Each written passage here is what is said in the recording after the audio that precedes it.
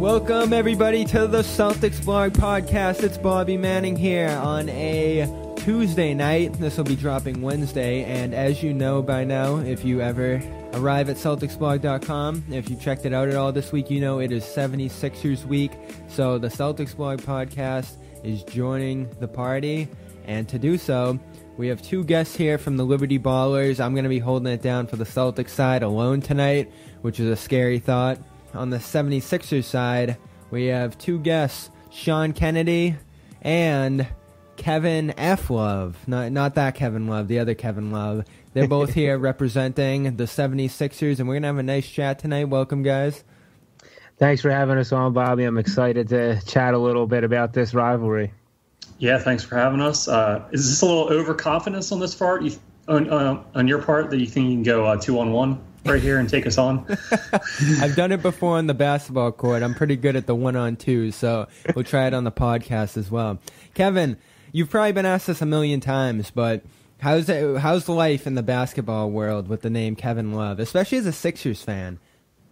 I mean, it's not bad, you know. I mean, it gives me kind of an instant credibility until people actually see my frame and that I'm about 8 inches to probably, 10 inches shorter than the real Kevin Love. Actually, let me rephrase that. The other Kevin Love, I believe his parents named him after me. So, I've been using it to my advantage as much as I can.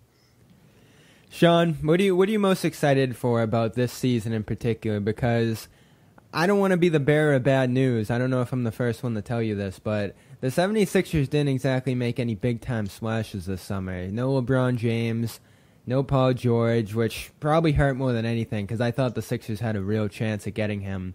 And no Kawhi Leonard in the end. You're coming away with Wilson Chandler? That's nice, but nothing. Don't remind me. Yeah, Bobby. I mean, they got a few bench pieces. I think their depth should be a little better this year, which is great. But yeah, the star hunting didn't quite work out as everybody hoped. That's been talked to death already. We all know that. But I think the part of Brett Brown's statement that everybody forgets is the star developing. So that's what I'm really looking forward to this season. I'm looking forward to seeing Simmons maybe start to explore taking jump shots every once in a while and see what that does to open up his game offensively. I want to see Embiid take a little bit better care of the ball and work on his passing out of the post and off the little dribble drive game that he has going. Both those guys were great defenders last year. Embiid, of course, was a runner-up for Defensive Player of the Year, and Ben Simmons got a few down-ballot votes for all defense. So just seeing two young guys play like that on both ends of the court is something I'm looking forward to. And then, of course, the great unknown, Markelle Fultz. We had the Drew Hanlon hype machine in full gear all summer long. Which I love. Yeah, he's saying he could be an all-star. I don't know. I'm not going to go that far, obviously, in his first year. Yeah, I just want to see Markelle Fultz that we saw out of Washington. There was a reason he was the first overall pick, and he was a consensus first overall pick, not a guy that people thought was a reach. So I want to see Fultz back and unhypnotized, unbrainwashed, forgetting how to shoot, and I want to see him back, the player we thought he was capable of when we took him first overall. Sean, did you say consensus number 1 overall pick, unlike that other Celtics player that wasn't the consensus number 1 overall pick? Hey, Jayson Tatum's a great player, but if you go and you look at all the draft boards and mock drafts heading into that draft, I think 9 out of 10 had Markelle Fultz as the number 1 pick. And the other one was Danny Ainge. Yep. Hey, man, that's what you got to do sometimes. You got to go against the grain, and that's how you get value in this league. So, hey, kudos to him for taking Tatum. I don't know if I completely buy the fact that Tatum was number 1 regardless on their board, or they're just saying that after the fact because they did the trade down and it happened to work out for them. But either way, it was a great pick by him. You got to tip your cap to Danny Ainge, but yeah, I think we're still excited to see what Fultz has to offer. And that's where this whole thing started, right? Right after that trade happened with the 76ers and Celtics, it was like buildings burning down in Boston. Everybody's like, what's going on? Because Fultz came to the Garden. Pretty much everybody had him coming to Boston. And all of a sudden, that's out the window. The Sixers are going to get Fultz. It looked like he was going to be the splashy first-year addition for them that was going to transform their point guard position. Ultimately, that didn't come to fruition, as we know by how the season panned out.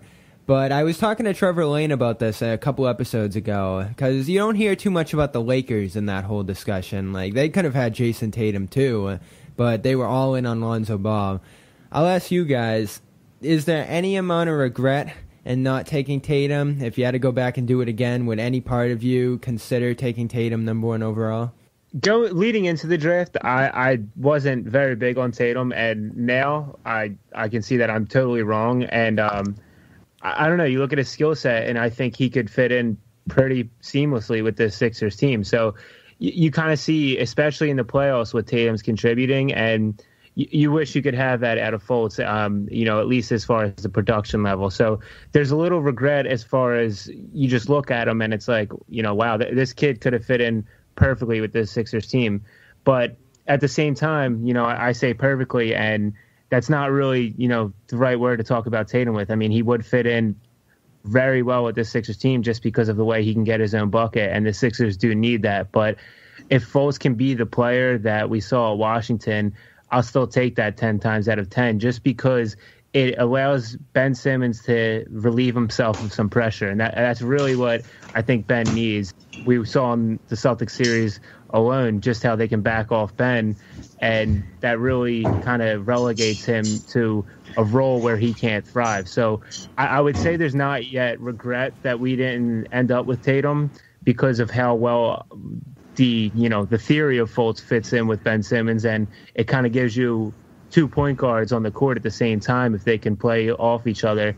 So regret, not yet, but I definitely could see how Tatum would have fit in pretty well with this Sixers team. And if Fultz doesn't show me something this season, then yeah, by the end of the season, there will definitely be a whole lot of regret that the Sixers not only passed on Tatum, but gave up an asset in the process of doing so. That Kings pick's coming our way, baby. Oh man, that's going to be lingering over me all summer. I mean, all season. I think I'll be paying attention to the Kings just as much as I'll be paying attention to the Sixers this season. And you still look back. Yeah, we still have that top 1 protection. That is true. That was very key. I gave the Sixers big credit for slipping that in there because the Kings could win the lottery this year. There's new odds and everything like that. But that's going to be huge. If it pans out that the Sixers end up getting the number 1 pick next year, by some chance, I think it's like I don't have the percentages in front of me, but if you're in the top 3, I think it's equal, like 15% each way or something like that. But that'll be a substantial boost for them looking back on that trade. And it is still so early in that trade's history, but that's what we're going to look back on as this rivalry starts brewing for what looks like going to be the next decade or so. Is that initial point where the Sixers go with Fultz, Celtics go with Tatum. I've been big on Tatum for a while. I got to see him play up at Syracuse. The way he just looked like the most transcendent player on the court, like he didn't belong there, really struck me in that game. But I still love Fultz. The what he went through last year was so weird, but I see the way he glides on the court and how well he moves on the ball and how good his basketball sense is elsewhere aside from all the shooting concerns. And those are massive concerns. But everything else for him looks good to me. I love his frame as a defender. I think he has enough feet fluidity to be a good defender at the point guard position. I love him as a passer. It is a little bit awkward there, the lineup, the way they've constructed it. Like, I'm not opposed to having multiple ball handlers. In fact, I think that's a great thing. But where Simmons dominates the ball so much, and he doesn't strike me as a great player off the ball, I think that can be a little bit awkward when they're both out there together. Yeah, it's definitely an area where Simmons could stand to improve, and I think we didn't get to see it as much last season just because they didn't really have that secondary ball handler to let him kind of develop that part of his game. Yeah. But yeah, he's not going to be a guy that stands outside the 3-point line and spaces the floor. But I think an area they could really look to utilize him is as the pick part of the pick and roll. I mean, it's easy to forget because he's a point guard, but he's a legitimate 6'10" player, and having him and a real point guard, if that's what Fultz turns out to be, that would be just a dynamite combination. You could have Simmons do that kind of short roll that Draymond Green does with the Warriors, and with his playmaking ability, that could be a deadly thing to utilize with them. And also, he has to work on his cutting and getting to the basket. And, with his ability to finish, that's another place that he could really be an asset on the offensive end. So there's ways he could improve, but I think he's still a work in progress in that area. And I mean, to build on what Sean just said, I think Ben really needs to get comfortable getting into the post, getting deep into the post, and becoming a passer out of the post, especially for those small ball lineups when they want to take Embiid off the court. I'm not saying Ben could play center. I mean, maybe he could, maybe he couldn't. But really what he needs to develop this season, if he's going to play with Fultz, is his ability to get deep into the post and pass out of the post if people are going to collapse on him or just find cutters. Because I think if he can be comfortable in that role, getting down in the post and being that passer, I think that's really how him and Fultz are going to be able to play off each other. But until then, you're right. It's an odd kind of roster construction for now if Ben isn't going to take that leap as either a cutter or a post passer and be able to kind of man the five on defense when Joel is off the court.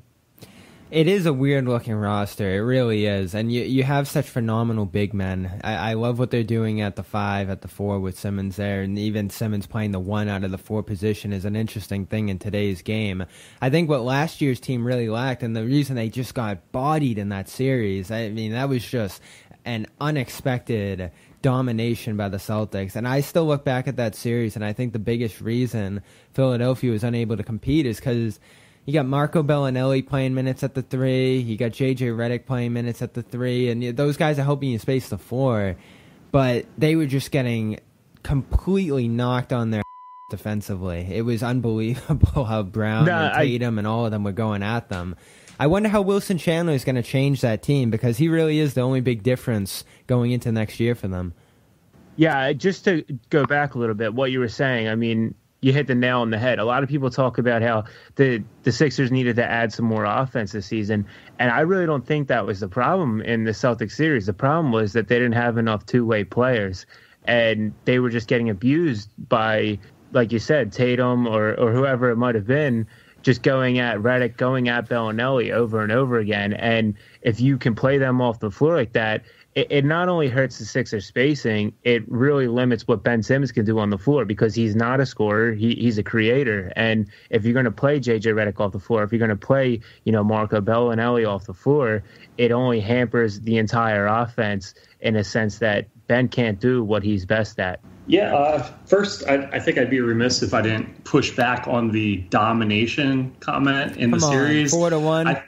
Yeah, it's 4-1, but, Game 3 went to overtime, and that was a game that the Sixers faithful have been kicking themselves over all summer long about that. They let that one slip away. Game 2 was, down to the final minute. It very easily could have been 2-2, or in a perfect world, even 3-1 heading into Game 5 in favor of the Sixers. But I know your Celtics blogs listeners don't want to hear me drone on about that. So to your point, I think Wilson Chandler is going to be a help defensively, as Kevin alluded to. He's a bigger guy. He can play some small 4 or at the small forward there. And he's just he's a vet. He's mobile enough. He's getting up there in age, but I think he's mobile enough to, in short stints, handle guards on the switching defenses that Brett Brown likes to employ. And I think another possibility down the road, and this certainly took a hit with his foot injury this summer, but was Zhaire Smith. Yes, he's the guy. Yeah, he was the guy with a lot of raw defensive potential. He played power forward at Texas Tech, but we've seen him in college and in brief stints in summer league where he was switching on to point guards even. So in an ideal world, he would have been developed into a guy that could switch between 3, maybe even 4 positions defensively. He was obviously very raw offensively, so he needs a lot of work on that end, and his Jones fracture injury is a big setback in that area. Maybe he comes back in late December, early January, and by the time the postseason rolls around, he's ready to go and a part of the rotation. So that's something How does that keep happening? It's none of it's related, but it really is just so wacky. How Nerlens Noel, Jahlil Okafor, Joel Embiid, Ben Simmons, Markelle Fultz for all intents and purposes, pretty much every single player they've drafted in the process era has suffered a massive injury year one. How does that happen? It's the baptism. It's the baptism to becoming a Sixer. Yeah, there's a ritual that you go through to be initiated into the process. You have to trust the process, and that's it's like a trust fall. You get injured, and you have to fully embrace the trust of the process. I think of what it is. But yeah, it's just unbelievable bad luck. Like, who knows why these series of injuries have befallen this franchise. It's unbelievable. I hear Jones fracture, and that's what Ben Simmons suffered closer to the season, obviously, but he missed the whole entire season. Are we going to see Smith this year? Sean, correct me if I'm wrong on this. I think Ben suffered his injury about 2 months later than Zhaire. And also, Ben, I'm no doctor, obviously. Apparently what Ben had was a bonding of the bones that were in the vicinity of the injury, and that is what caused really the setback. As far as the bonding goes, it's, it varies person to person. It's not something that you can expect or foresee, and I think that's really the major reason that Ben ended up sitting out the whole season, and I think it was like maybe he could have played a few games in April, and if at that point it was like, what the hell, chalk it up. We'll go for Rookie of the Year next year and do that kind of thing. So, there's a narrative that he sat out just because of the Rookie of the Year. But he did have that, that bonding, whatever it was, the bonding of the bones during the healing that kind of caused a setback. So I think Zhaire, at the latest, I would expect early December. But just as we talked about how the Sixers have these bizarre injuries, they have these bizarre setbacks all the time. And there was an injury report released from the Sixers PR the other day that said, like, Zaire's on track, we'll update at a future time. And that's a load of nothing. It doesn't mean anything. And we've been getting the same thing every season now with, like you said, all these first-round injuries that go down. So I think his timetable for return is probably somewhere in November or December, but who knows? The Celtics blog listeners are going to love that rookie comment you made. Yeah, Bobby, as Kevin said, I heard a lot of the same things, that Simmons was actually ready to go in late January, early February, and it was a combination of the team still being in rebuild mode and losses helping them, and the Simmons camp really pushing to have Rookie of the Year eligibility maintained for the following season. Isn't that something? I think the Sixers are in a different place right now. Obviously they made the second round of the playoffs next year. They have similar or even higher aspirations this year. So I think once Zaire's healthy, he's going to be out there, and the timetable of 8 to 12 weeks is what they're looking at with it. And let's be real. I mean, Zhaire doesn't have the skill set to win, Rookie of the Year or anything like that. They need him defensively on the court as soon as possible. There's no reason to lose anymore, and they need his depth. So I think that when he's healthy, he will get to go he'll get the full go. Him and Robert Williams are interesting players long term in this rivalry, who probably aren't going to project to be big parts of it this year. But as far as this year goes, what are you guys expecting? 50 wins a year ago out of nowhere after the 28-win season. Deep dive into the playoffs in the second round. I mean, even though you guys were probably a little bit disappointed by how that series turned out, it still is massive growth off what they saw last year. But now, with how much the Celtics are gaining on top of the win that they accomplished over them last year, and then Toronto adding Kawhi Leonard, perhaps maintaining their spot in the East above them, what are you guys expecting from the team this year? It's going to be, even though it's a weaker conference, the two teams that are possibly above them look pretty strong from my vantage point. We'll stick with possibly.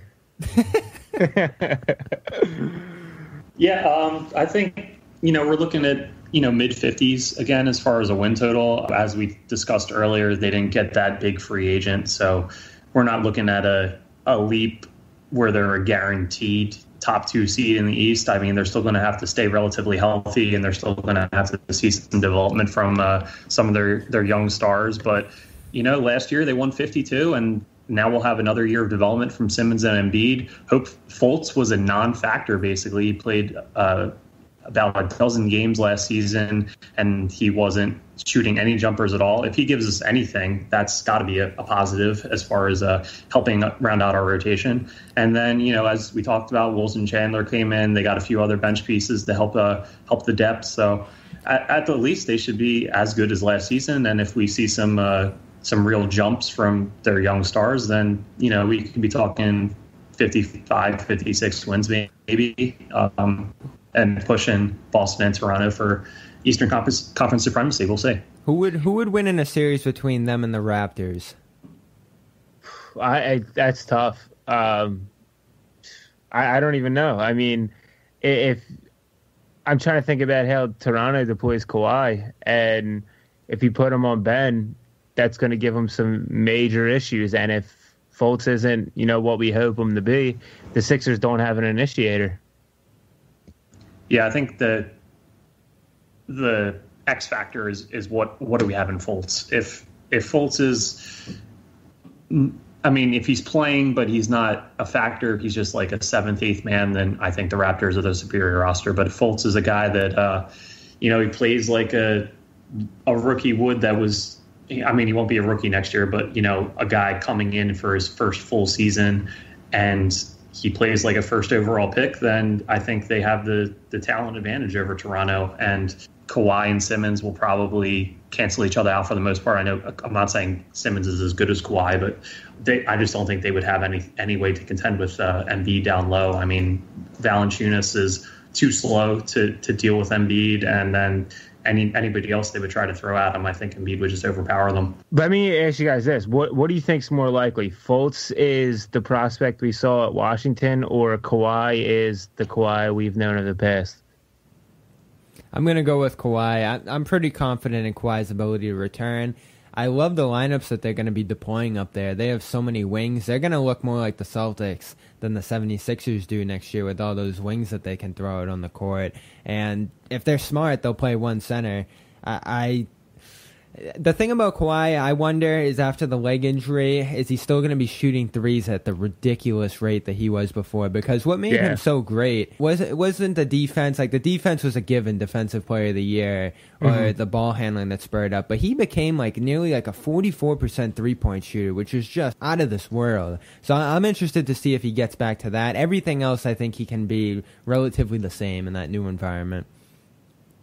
Yeah, I think you're right. I'm still kind of confused about, the real injury, its whole progression of it. Aren't we all? Yeah. But, if he is, the Kawhi of old, I think Toronto is right up there behind the Celtics as far as, odds on favorites to win the Eastern Conference.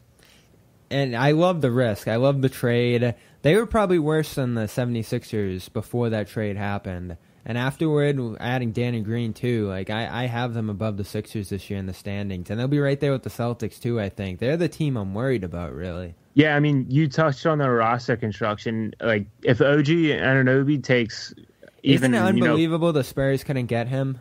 I know. That would have been kind of my starter in a package, but, they want to win right now. Back to my point. If OG can take a little bit of a leap offensively, they're, like you said, built like the Celtics. You got 3-4 players that can play guard or forward and kind of switch everything, and it makes for some really tough matchups. Now over to the Celtics. It's pretty obvious what they're returning. Gordon Hayward, Irving, Baines is back, Smart's back. You can't ask for a quieter, safer offseason than that. They won by default just by keeping everything together and returning all this together. The Lakers getting LeBron's a big deal, but they're building something. The Celtics have something intact.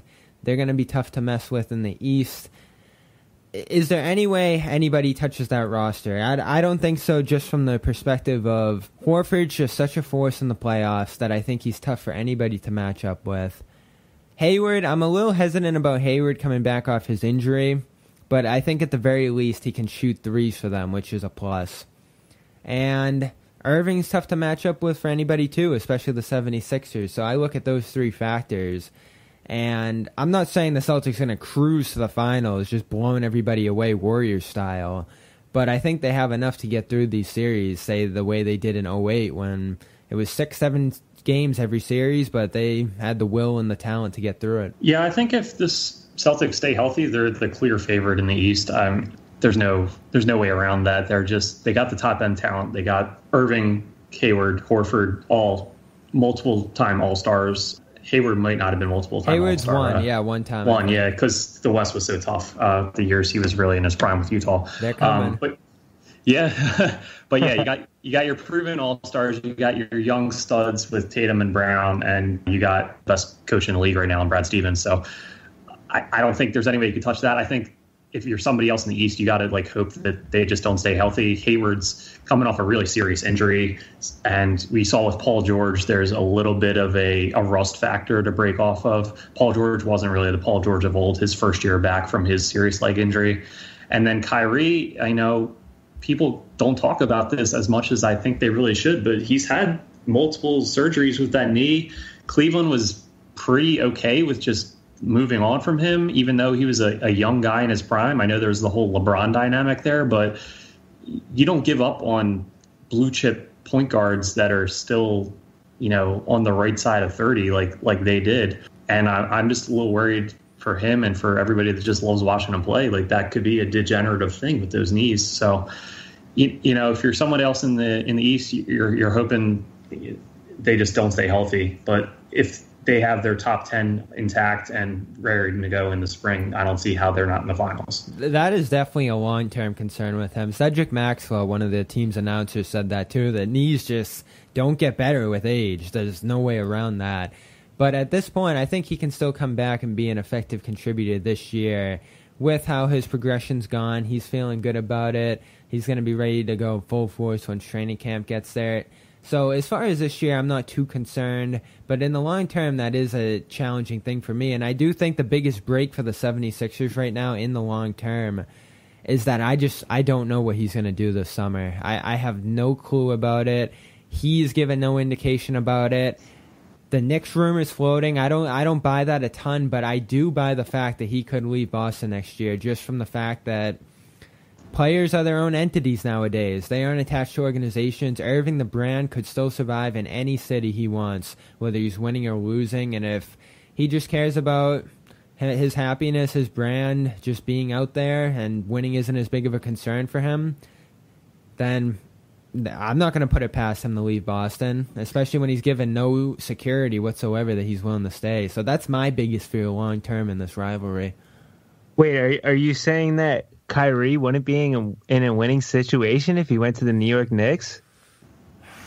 I'm just messing with you. I think that would be such a bad move for him if he were to leave Boston. I mean, he would have a tough time living that down.